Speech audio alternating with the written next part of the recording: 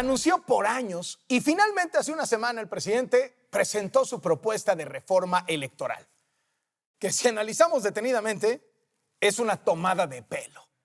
La vende como estandarte de la democracia, cuando sus principales objetivos son tomar el control de las autoridades electorales y abrir el camino para que el presidente y su partido nunca pierdan el poder. Y queremos dejar establecido un verdadero sistema democrático. Bueno, ya sabe que para el presidente el verdadero sistema democrático es que él siempre gane las elecciones. ¿Sabe qué propone para ese verdadero sistema democrático? Desaparecer al INE, eliminarlo tal y como lo conocemos y crear una versión descafeinada del INE con un nombre muy al estilo de la 4T, Instituto Nacional de Elecciones y Consultas. O sea, en lugar de INE, INEC. Y en lugar de tener 11 consejeros, tendría solo 7. A esos consejeros los elegiría el pueblo por voto popular. O sea, haciendo campaña política y toda la cosa. Y lo mismo los magistrados del Tribunal Electoral. Pero ojo con esto. Los que quieran ser consejeros y magistrados tienen que haber sido postulados ¿por quién cree? Por el presidente, por el Congreso, donde Morena tiene mayoría, y por el Poder Judicial, donde López Obrador tiene el control. Entonces, así como que usted diga, los va a elegir el pueblo, pues no. Y así como que vayan a ser muy imparciales y autónomos, pues tampoco. Que se presenten 60 ciudadanos, mujeres y hombres, y el que tenga más votos es el presidente o la presidenta del organismo electoral. Otra gran polémica es recortar el número de diputados y senadores. Qué popular suena eso, ¿no? Que la Cámara de Diputados pase de 500 a 300 y la de senadores de 128 a 96. Quitar los plurinominales. Entre otras cosas, que haya reducción en el número de plurinominales. Ha sido un viejo anhelo democrático disminuir, eliminar el tema de los diputados plurinominales. Eso dijeron en la mañanera. Pero si usted revisa el documento completo de la reforma, pues no dice eso. Al contrario, mantiene a los plurinominales y desaparece a los de mayoría relativa. Y establece que todos los legisladores del Congreso se volverían plurinominales sobre una base de 32 listas, una por cada entidad, y los candidatos que más votos tengan, pues van a ser los representantes. Es un traje a la medida de Morena. Es como si usted tiene un equipo de fútbol que estrella muchos balones en el poste de la portería y en vez de concentrarse en meter los goles, decide que mejor hay que cambiar las reglas y que ahora, si es poste, es gol. Claro, el presidente dice que se trata de reducir la burocracia legislativa y que para nada está pensando en darle más legisladores a Morena y quitárselos a la oposición. No. ¿Todo por qué lo está haciendo?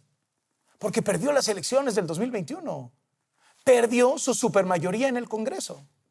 No hay la intención de que se imponga un partido único. No, mire este otro dato. La reforma plantea reducir diputados también en los congresos estatales, entre 15 y 45. ¿Y cuál cree que es el efecto? El mismo, favorecer a Morena. Otro de los anuncios espectaculares es que quiere reducir el dinero a los partidos políticos. Qué bien suena eso, ¿no? Claro, Morena es el que más dinero recibe y el que seguiría recibiendo más dinero.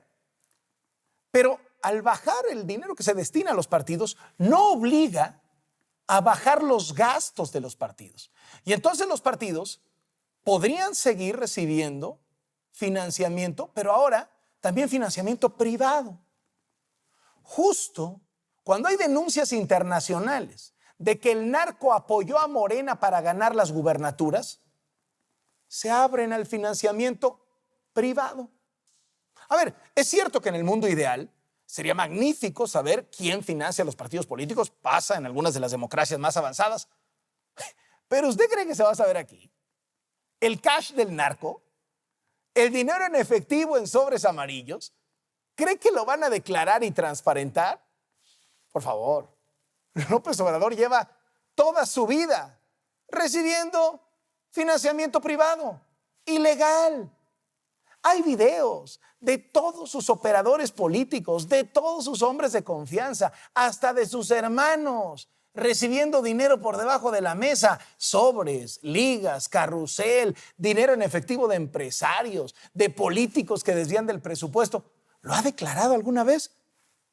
Nunca. Son aportaciones para fortalecer el movimiento.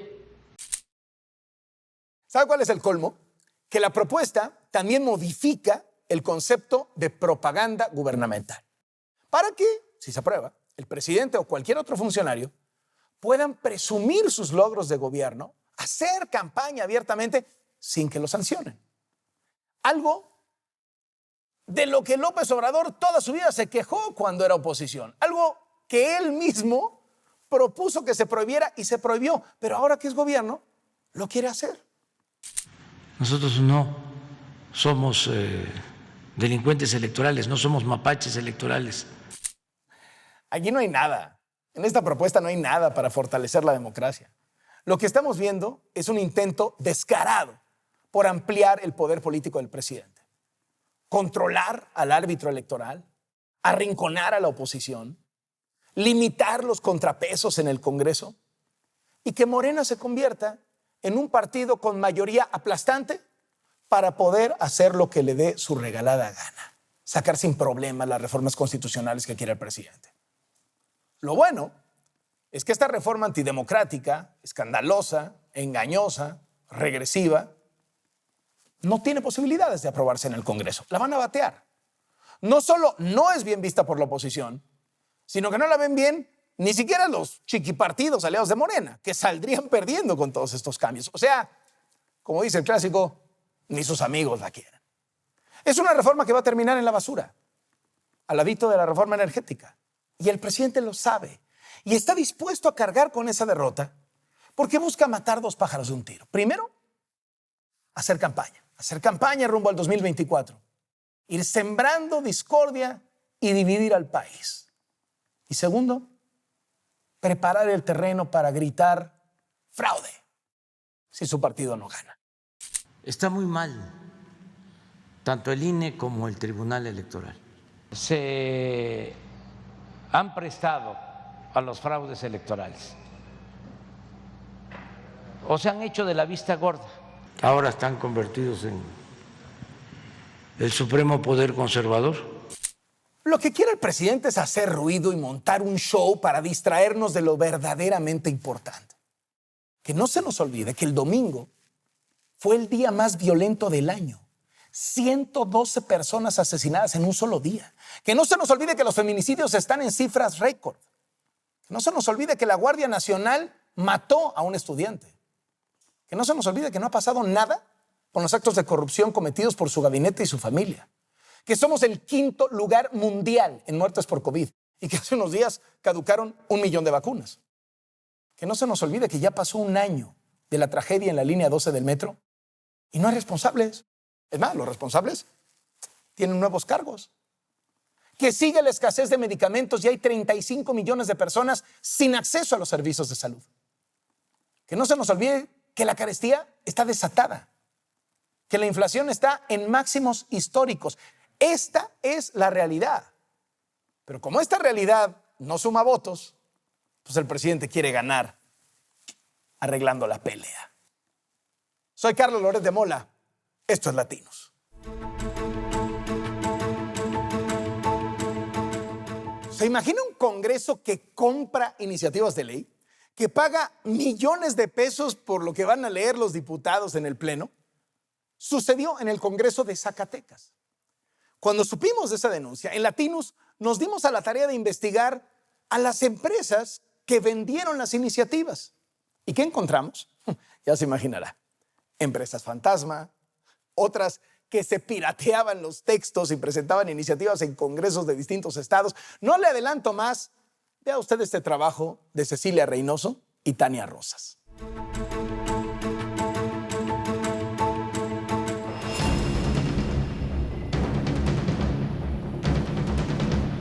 Diputados locales de Zacatecas operaron de 2018 a 2021 un esquema por medio del cual destinaron millones de pesos de recursos públicos para la compra de iniciativas y puntos de acuerdo a empresas fantasma o sin experiencia legislativa.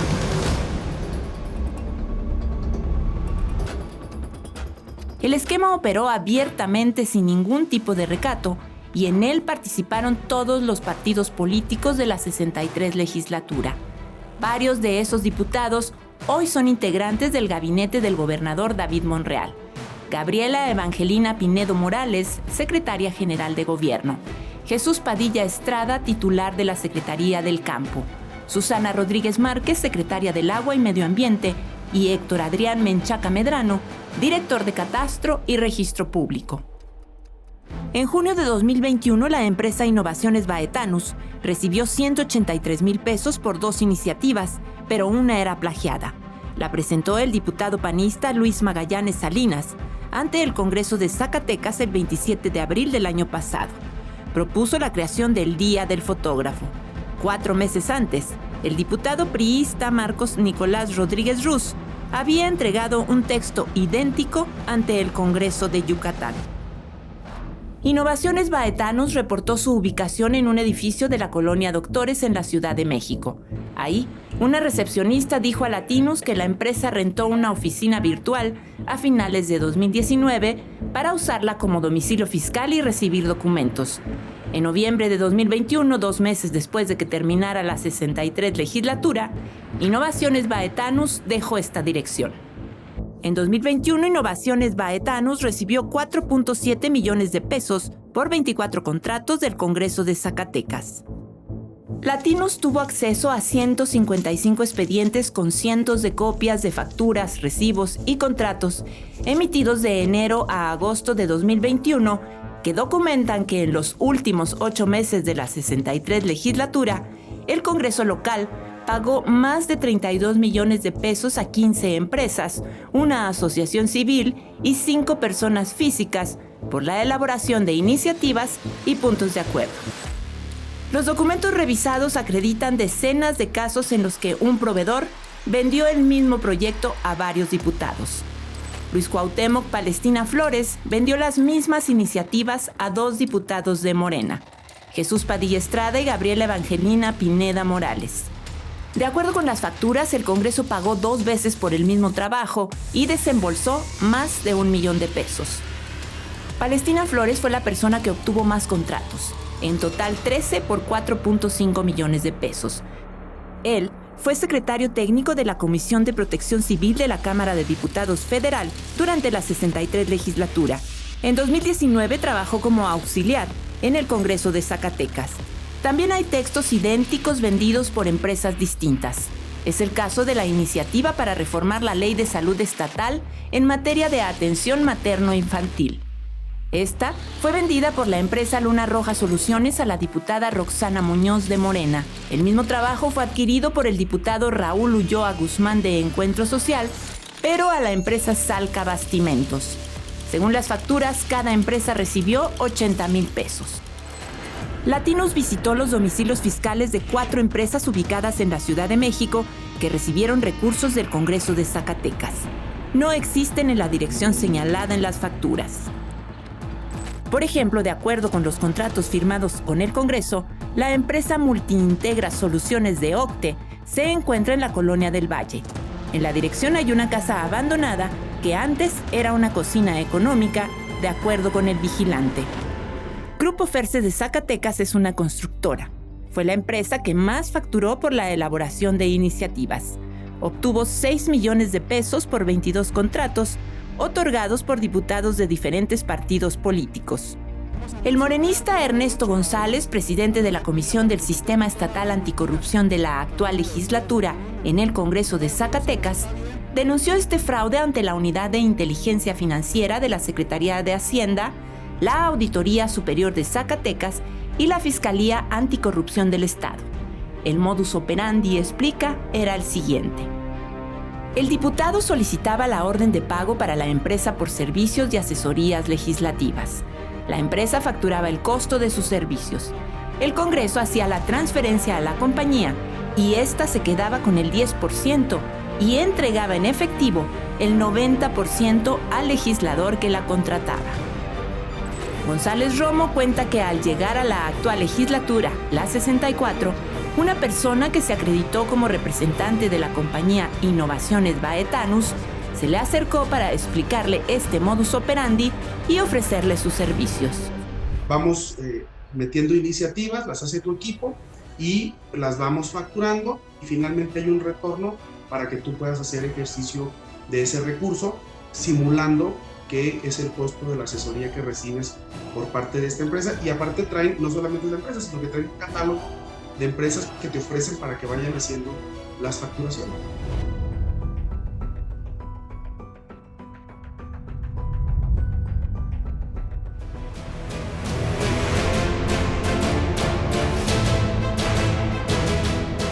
Nada ha sacudido tanto la conversación en los últimos días como la propuesta de reforma electoral que lanzó el presidente López Obrador desde la mañanera. Y hoy, para hablar de eso, en Latinus tenemos al expresidente del IFE y director de Integralia Consultores, Luis Carlos Ugalde, y al exconsejero electoral del INE, Marco Baños. Muchísimas gracias a los dos por acompañarnos. Gracias, Carlos. ¿Qué está buscando en el fondo el presidente López Obrador? Yo creo que está buscando alimentar una narrativa que construyó desde 2006, cuando perdió la primera vez la presidencia, de decir que el IFE, hoy INE, es parte de una conspiración neoliberal y que por lo tanto es un enemigo constante al que hay que desmontar. López Obrador, como un líder populista, necesita tener siempre enemigos, aunque sean de papel, aunque sean ficticios, y el IFE-INE encaja en esa narrativa. Y la segunda, que creo que es más peligrosa aún, es justificar recortes presupuestarios al INE. 2, empezar a justificar de forma anticipada una posible derrota en 2024 si esta ocurriera. Y en su momento decir, yo se los dije desde 2022, yo les propuse cambiar a esta autoridad, ustedes no me dejaron, yo no tengo por qué reconocer ese resultado. Aunque Morena tiene probabilidades de ganar esa elección porque es el partido que va en crecimiento y es el partido en el gobierno, ¿no? Tiene su plan B. Tiene un seguro en caso necesario. ¿Está celoso el presidente de la popularidad del INE? Porque una cosa es fustigar al PAN, fustigar al PRI, expresidentes que son brutalmente impopulares. El INE tiene mejor aceptación en la gente que el propio presidente López Obrador. Pues mira, en las últimas mediciones el INE sacó arriba de 70% de aceptación del público. Hay una cercanía muy estrecha entre el INE y los resultados que le presenta a la gente. Yo también creo que el presidente está cobrando facturas de deudas ficticias. No hay deudas con él porque las elecciones del 2006, al final de cuentas, están perfectamente estudiadas. Él perdió por un margen pequeño, pero perdió esa elección. Y yo también creo que está utilizando su disputa con el Instituto Nacional Electoral para ocultar cosas. ¿Cómo es posible que le dedique mucho tiempo para hablar de la revocación del mandato y lo que él considera sus efectos y no para hablar, por ejemplo, de lo que pasa en Nuevo León con la desaparición y estas lastimosas situaciones que pasan con las mujeres en esa entidad federativa y muchos problemas nacionales de otro corte? Pero yo creo que la popularidad del INE está fundamentalmente sustentada en el hecho de que el INE es la institución que se ha opuesto a los designios presidenciales. Le dice que no, le emite medidas cautelares y es una institución que quiere ser un árbitro, que es un árbitro absolutamente imparcial y eso le es incómodo al poder. Es el árbitro que le dio la victoria en el 2018 sin ningún obstáculo, pues, ¿no? Ganó la elección sin ningún problema, o sea, el INE reconoció, me tocó todavía ser consejero en ese momento, él ganó ampliamente el resultado, el INE dio, como ha ocurrido siempre desde la fundación del IFE-INE, ahora ha dado los resultados exactamente en el mismo sentido en que los electores depositan los votos en cada una de las urnas. Esta reforma, para ponerlo claro, pues, ¿es la aspiración de un dictador? Es politizar y es hacer al INE un instrumento militante de la Cuarta Transformación. Es hacer de los consejeros políticos... O sea, hacerlo un árbitro vendido. Hacerlo un árbitro promotor de su causa histórica. Es convertirlo en, como él ha querido hacer con el periodismo. Él ha dicho, periodismo que no es militante es un periodismo falso, que está en contra de la historia, en contra del pueblo. Para él, una autoridad electoral que dice que es neutral, que cuenta votos, desapegada del poder, es un árbitro falso, es un árbitro tecnócrata, es un árbitro al servicio del statu quo. Así ve la neutralidad de los órganos electorales y de los órganos autónomos del presidente, porque como él cree que la historia es un camino hacia el progreso, hacia la cuarta transformación. Todos aquellos que dicen yo no soy parte de esa camiseta ideológica, los considera traidores. Eso es en el fondo lo que a él le molesta. ¿El presidente avanza hacia el autoritarismo con este tipo de intentos, aun cuando sabemos que no van a pasar en el Congreso? Pues yo digo que sí, claramente está la revocatoria de mandato, que es el procedimiento de votación organizado por el IFE-INE, más violentado por el gobierno. No habíamos visto niveles de violación a la Constitución y a las reglas que ellos mismos pusieron. A lo mejor si, no sé, me pregunto, si realmente hubiera sido un tema en disputa, pudo haberse anulado, pues, ¿no? Lo que pasa es que a nadie le importaba y todo el mundo quería darle la vuelta a la página, pero si la oposición hubiera tenido algo en juego en esa revocación, muy posiblemente tenía elementos para echarlo para abajo, ¿no? Pues sí, pero al final de cuentas la propia decisión del Tribunal Electoral, que dice que no sirve para nada la revocatoria de mandato en su resolución anterior, claro, pues a mí me da la impresión de que al final de cuentas era un ensayo, porque lo que quería López Obrador era medir con un instrumento oficial, no estas consultas patito que se hicieron cuando era presidente electo y las que hizo después, para temas como el aeropuerto y otras más a mano alzada para quitar aquella obra de transporte colectivo en la zona de La Laguna que tú recordarás.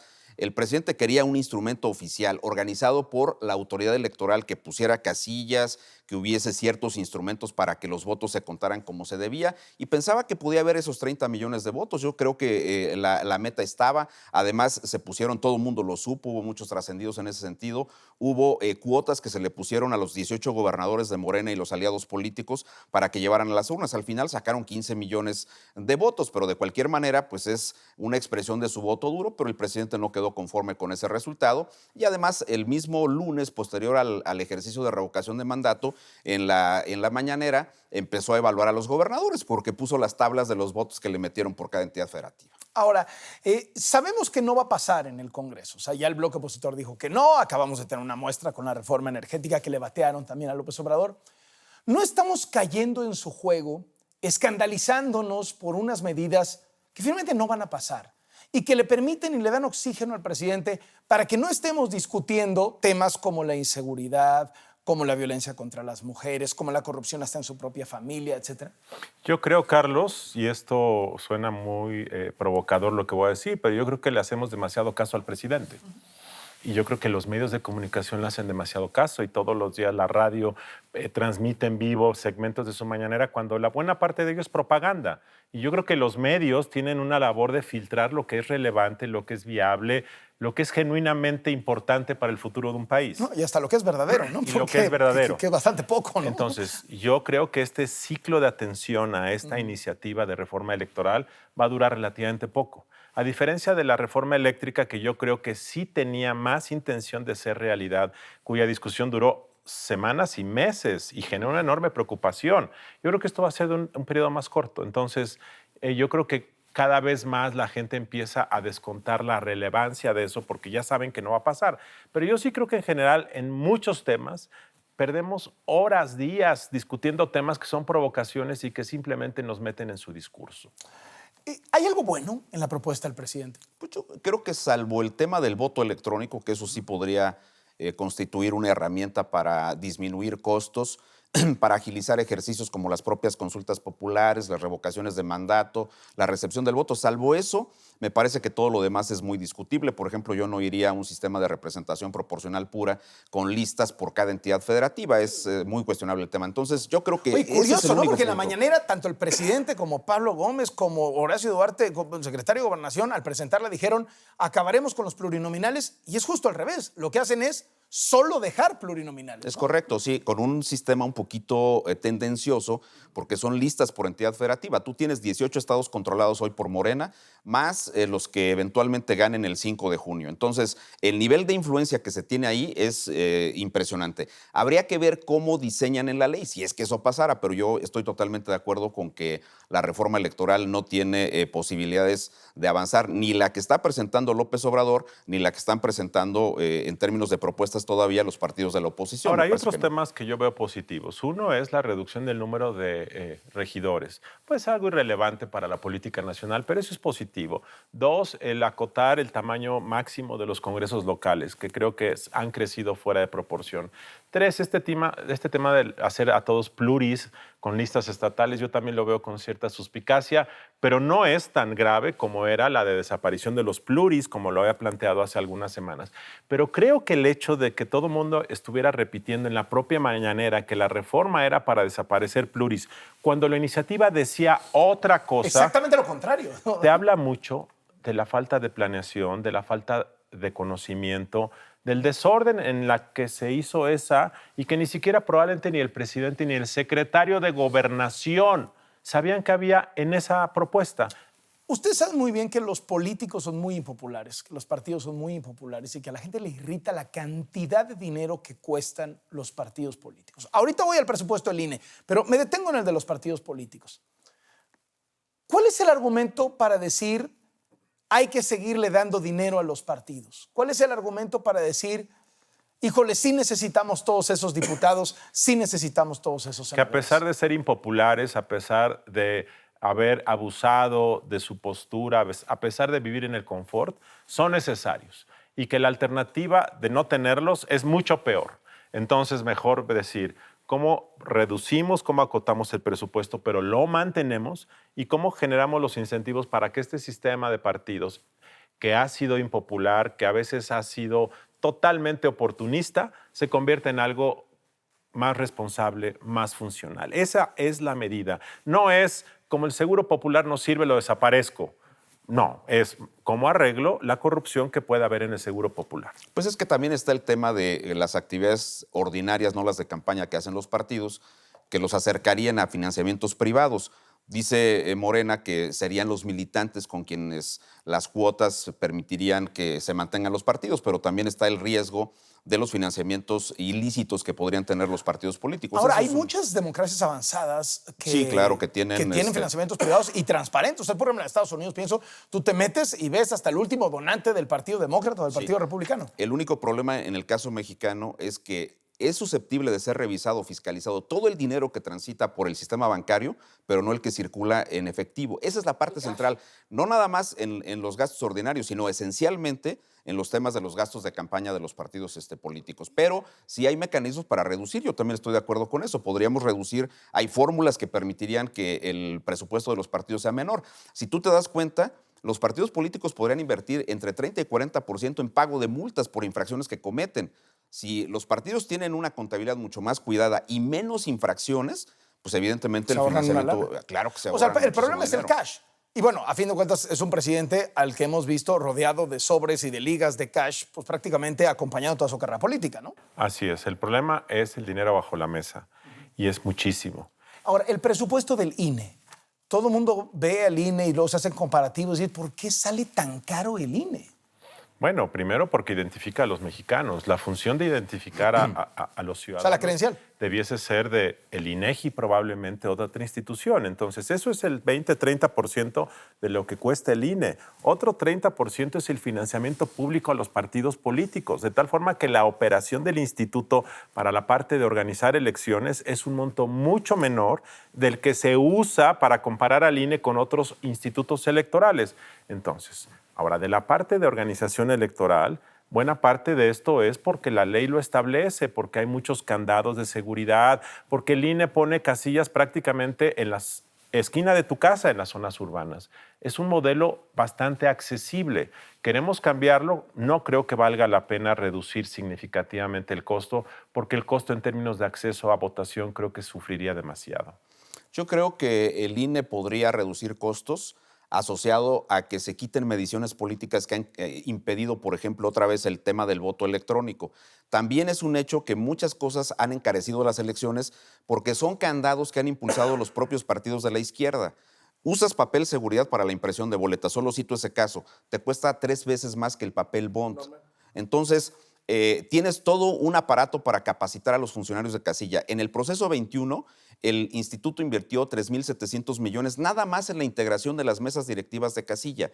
Si tú quitas todo eso y metes urnas electrónicas o un sistema informático para que el voto sea por internet, eso sería mucho más barato porque no requerirías imprimir boletas ni ningún tipo de papelería, no requerirías los preps, no requerirías los conteos rápidos y el esquema de capacitación de los funcionarios sería mucho más ágil. Entonces, creo que si quitas candados de seguridad que han sido impulsados y que hoy día ya no tienen ningún sentido, la tinta indeleble, por ejemplo, el tema específico de este papel seguridad que se usa y muchas otras cosas que podríamos citar ahora, podría ser mucho más ágil el tema con el Instituto Nacional Electoral. Pero si a eso le sumas que tienes consultas, que tienes revocaciones de mandato y elecciones todos los años, absolutamente todos los años, pues claro que el INE es un aparato que tiene un costo más o menos alto, pero coincido con Luis Carlos.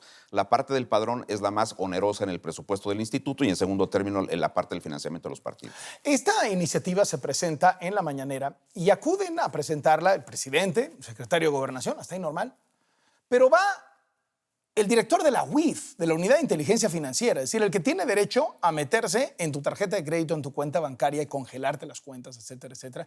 Va también el de aduanas. A ver, son dos personajes que han estado metidos en los temas electorales históricamente, pero que ahorita pues tienen esas responsabilidades. Uno es el de aduanas y el otro es el de la UIF.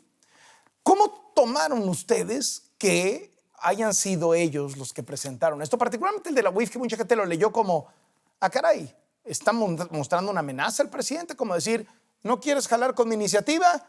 Aquí está el señor de la UIF, no te vayas a querer meter con él, ¿o no? Yo creo que no, en esa parte no, en mi opinión, porque ya desde 2019 venía una iniciativa de reformas electorales.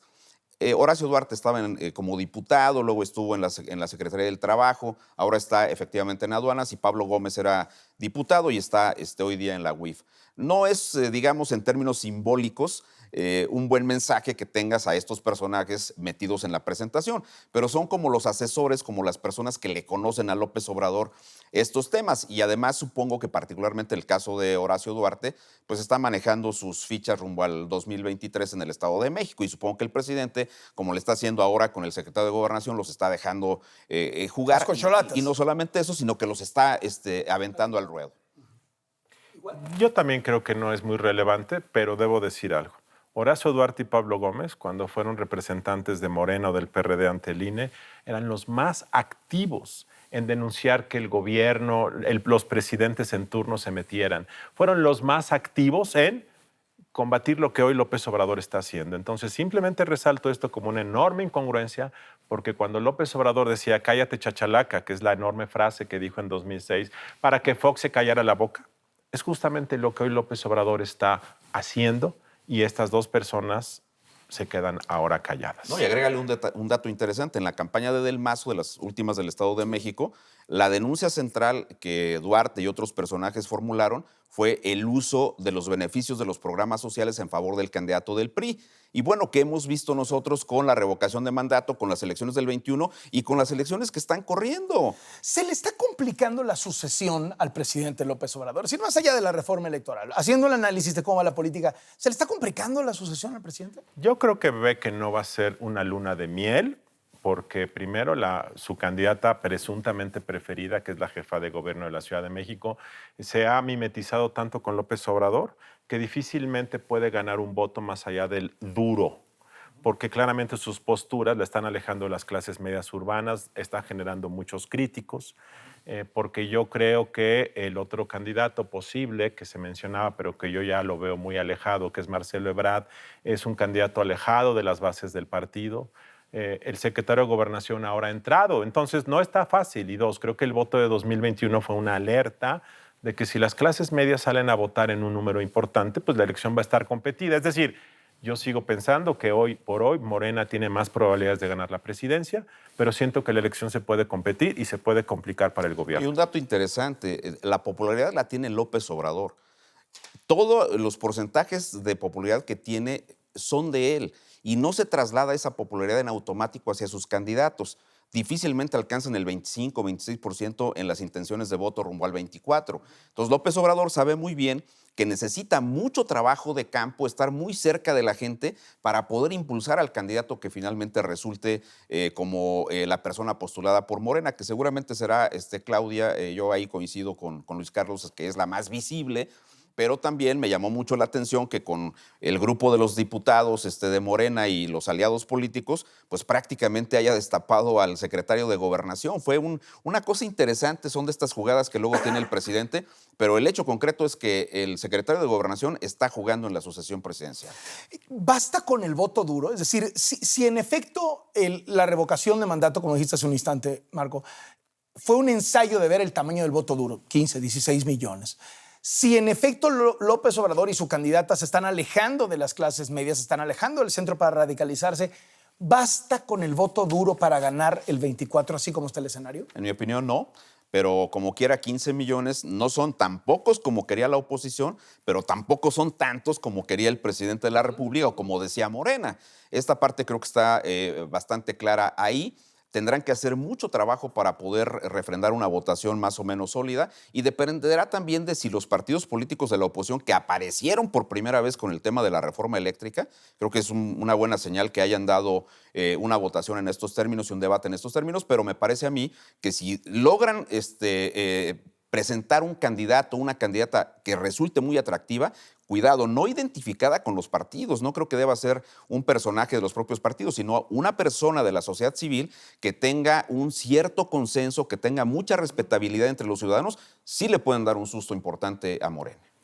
Yo creo que los 15 millones del voto duro que votaron hace 3 semanas van a votar por el candidato de Morena, sea quien sea. Pero esos 15 millones le debe sumar otros 5, 7 u 8 millones para ser competitivo. Los puede obtener el candidato de Morena o la candidata, depende de quién sea. Y depende si se mimetiza más con López Obrador. López Obrador se va a radicalizar cada vez más hasta el final de su sexenio. Si la candidata que quiere sustituirlo o el candidato se mimetizan con él para que él lo escoja o la escoja, se va a alejar más de estos 5 o 7 millones adicionales que necesita. El otro día discutíamos en la mesa de Latinus sobre cómo pues, el presidente tiene sus corcholatas, tiene sus figuras. Y yo les ponía sobre la mesa, le ponía a Héctor Aguilar Camín la pregunta de, bueno, la oposición no tiene estas figuras. Y entonces Héctor Aguilar Camín me respondió y me dijo, bueno, si esas son las figuras del presidente, qué bueno que la oposición no tiene figuras así. ¿Cómo ven a la oposición? Hay quien piensa que va muy bien, que está resucitando poco a poco, que pueden unirse o no, pero si no se unen, a lo mejor la propia ciudadanía hará un voto útil masivo, porque pues, a lo mejor en muchos sectores la prioridad es que no gane Morena, etcétera, etcétera. ¿Cómo están leyendo la oposición? Pues mira, en 2021 esencialmente perdieron las gubernaturas, recuperan cierta presencia en la Cámara de los Diputados. Yo creo que si le hubieran puesto un convenio a López Obrador para que le dejaran la mayoría en la Cámara y él dejara, si eso se pudiera hacer así, pues él hubiera dejado las gubernaturas, pero eso no salió de esa manera. El hecho concreto es que a nivel de los estados y de los municipios y de los congresos estatales, Morena crece. Y que ahora traen, de los 6 estados, traen preferencia, al menos en 3, con cierta claridad. Entonces yo diría, es un partido político que está de alguna manera creciendo, pero también creo que la oposición, yo diría que apenas empezó a mostrarse con el tema de la reforma eléctrica. No encuentro una reaparición antes de la reforma eléctrica, pero creo que de aquí para adelante o sea, sí tendría que hacer. Están en su mejor momento, pero todavía no es un buen momento. Yo creo que sí, ese es el punto central, porque además tampoco veo una acción importante, debidamente concertada. Las coaliciones no son uniformes en las 6 entidades federativas que tienen las elecciones. Hay una disputa ya por quiénes van a ser los candidatos de la coalición en el 2023 en el Estado de México y en Coahuila, que es un tema bastante fuerte, donde el PRI tiene un reducto importante en Coahuila y en el propio Estado de México, pero en el tema de la paridad, pues quién sabe cómo vayan a ir en esas candidaturas, y yo supongo que ese es uno de los temas que tienen hoy día ocupada a la oposición y la tendrá para el 24 también. Si van coaligados, Carlos, los 3 partidos PAN, PRI, PRD, creo que eso está prácticamente asegurado, pero requieren tener una narrativa atractiva. ¿Y requieren MC? Y eventualmente requieren MC, eventualmente. Pero al principio requieren eso y tener un método para escoger una candidata o candidato atractivo. Eso no es fácil, pero si lo logran, creo que esa o ese candidato va a ser por sí mismo atractivo porque va a ser como la alternativa al monopolio ideológico del gobierno. Y eventualmente MC, yo creo que MC eventualmente puede reconsiderar, pero no está fácil. Pero yo creo que la oposición, después de la reforma eléctrica, se da cuenta de que les conviene ir juntos y creo que van a ir juntos. Decías hace un rato, Luis Carlos Ugalde, viene para el presidente un par de años, 2 años y medio que le quedan, en donde se va a radicalizar más. ¿Eso qué significa en términos prácticos? ¿Qué te imaginas que pueda pasar? Es un presidente que su poder político real va en declive. No pudo pasar la reforma eléctrica, no va a poder pasar la reforma electoral, pero va a ser más estridente, va a manotear más, va a acusar más, va a hacer más ataques a sus adversarios, va a construir un clima en donde le va a vender a la sociedad que o es él y el pueblo o son los adversarios que vienen a recuperar sus privilegios. Ese es el esquema binario en el cual él puede funcionar. Entonces va a forzar con los instrumentos que tiene de acusación, de estridencia, la mañanera y algunas medidas legales para lograr eso. Y el INE es parte de esta narrativa, por eso lo quiere ahorcar, porque es su manera de decir, quieren regresar al poder a través del INE y me quieren hacer un fraude. Entonces va a radicalizar a su base para construir este pleito entre dos polos. No, y además hay un tema muy relevante, porque en abril del año que viene van a salir 4 de los actuales consejeros, incluido Lorenzo Córdoba y Ciro Murayama, que son la manzana de la discordia en la composición del INE para el presidente López Obrador. Entonces, si no se logra la reforma, como todo apunta que va a pasar así, ni la reforma que plantee la oposición ni la que plantea López Obrador va a pasar.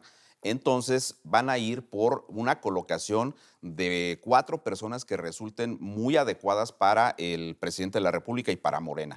Yo creo que ese es un tema que 4 marionetas. Yo creo que ese tema está ahí y tienes el riesgo de que ahí está incluida la presidencia. Ahora, si meten esos 4 consejeros totalmente alineados con Morena, ¿ya Morena tiene control del INE?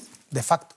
Bueno, no es necesariamente así porque al final se quedan 7, pero de todas maneras tú tendrías un esquema de equilibrios completamente distintos y tendrías a la presidencia, que sería una persona que resulte, digamos, de un perfil atractivo y con el que pueda dialogar Morena, diferente a Lorenzo Córdoba o diferente a Ciro Murayama. Entonces, vamos a ver qué ocurre de ese punto. Los 4 consejeros anteriores hasta ahora han cumplido bien su trabajo. Yo creo que no ha habido ese sesgo que se esperaba con la... No ha habido escándalos, ¿no? Con los 4 más recientes. Exactamente. Hasta ahorita, digamos que la cosa va muy bien, pero vamos a ver qué pasa después. Y hay un tema que me preocupa mucho porque concretamente el caso de Nuevo León, cuando Adrián de la Garza lleva una ligera ventaja en las elecciones de Nuevo León en la campaña pasada del 21 y el presidente sale a decir que la propuesta de aquellas tarjetas donde ofertaba algunos beneficios de posibles programas sociales cuando él ganara la gubernatura eran ilegales cuando sabía que el tribunal los había permitido.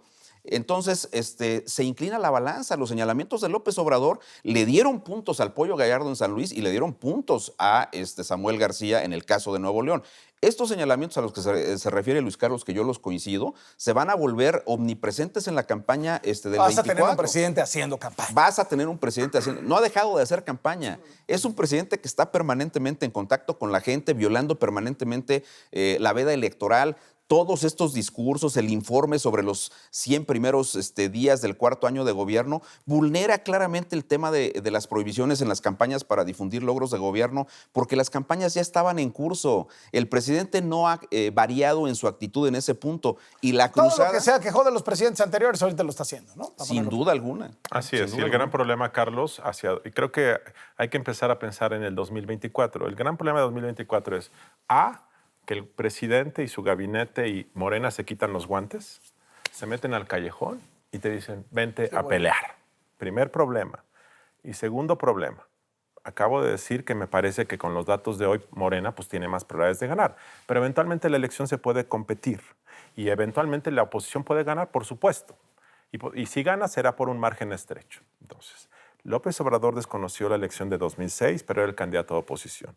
Buscó que el PRI se le sumara y el PRI se mantuvo separado y finalmente tuvimos una crisis política que no constitucional en 2006 y finalmente se resolvió por la vía institucional.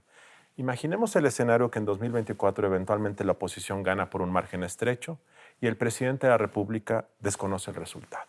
Entonces, ese me parece que es el riesgo político país más grave que enfrentamos, porque si esa posibilidad, aunque sea remota hoy, eventualmente ocurre y el Estado, a través de su jefe, decide desconocerlo y el partido oficial desconocer, ¿en qué vamos a acabar?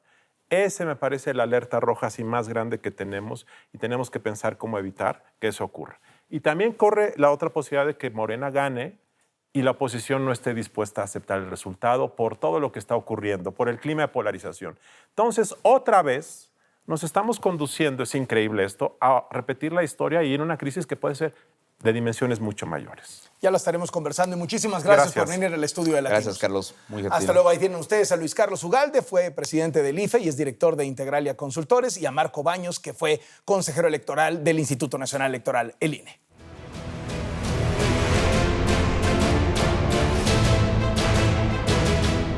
Este fin de semana, el presidente va a su país de las maravillas, Cuba. No hay prensa crítica, no hay oposición, no hay sociedad civil y solo hay un Dios, el caudillo. Nos vemos la próxima semana.